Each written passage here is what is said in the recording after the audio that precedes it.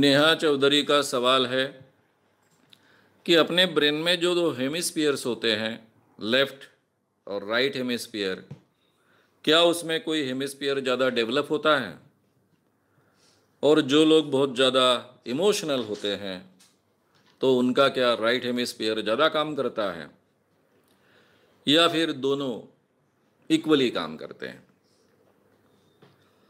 देखिए, ये हमारे दिमाग में जो भी कार्यप्रणाली होती है वो तो एक दूसरे के साथ में सहयोग कर कर ही काम करती है। यानी राइट हेमिस्फीयर अलग ढंग से काम करता है, लेफ्ट हेमिस्फीयर अलग ढंग से काम करता है, ऐसा नहीं होता है।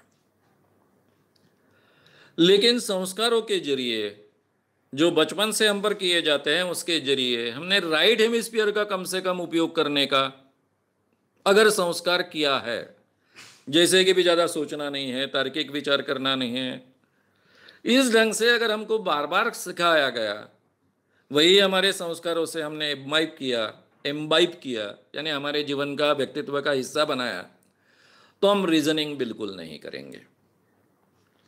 हम अपने जीवन में रीजनिंग बिल्कुल नहीं करेंगे और जो लोग हमको कहेंगे उसको जैसे के वैसे हम स्वीकारेंगे। तो ये पूरी सोच बदल देने का काम करता है। फिर बड़ों ने जो कहा वो बहुत महत्व का है। धर्म के किसी ने कहा वो बहुत बड़ी बात है, किसी बहुत बड़े व्यक्ति ने, महापुरुष ने कहा वही अंतिम बात है। इस ढंग से सब चीजों को हम स्वीकारते जाते हैं, तो उसके कारण हमारी सोच बनती है और सोच के कारण हमारे पूरे व्यक्तित्व पर परिणाम होता है। इस ढंग से वो परिणाम होता है। अदरवाइज हर चीज में लेफ्ट और राइट हेमिस्फीयर हाथ में हाथ डालकर काम करते हैं। उसका मैंने उदाहरण भी दिया था। जब भी कोई हमारे साथ में बात करता है तो उसके शब्दों का अर्थ हमारा लेफ्ट हेमिस्फीयर निकालता है और राइट हेमिस्फीयर उसी वक्त उसकी बॉडी लैंग्वेज को समझता है, और दोनों एक दूसरे के साथ में ये जानकारी शेयर करते हैं। और फिर हम निष्कर्ष निकालते हैं कि वो व्यक्ति कह रहा था मुंह से कि मैं पैसे दूंगा, लेकिन उसकी बॉडी लैंग्वेज कह रही थी कि बिल्कुल नहीं दूंगा, मेरे से देना संभव नहीं, वो झूठ बोल रहा है। ये निर्णय दोनों के शेयरिंग के कारण हम तक पहुंचता है। ये बात सही है।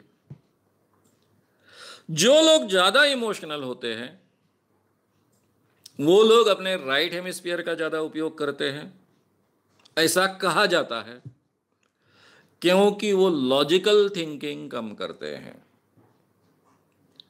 हमारे इमोशंस स्वतंत्र नहीं है।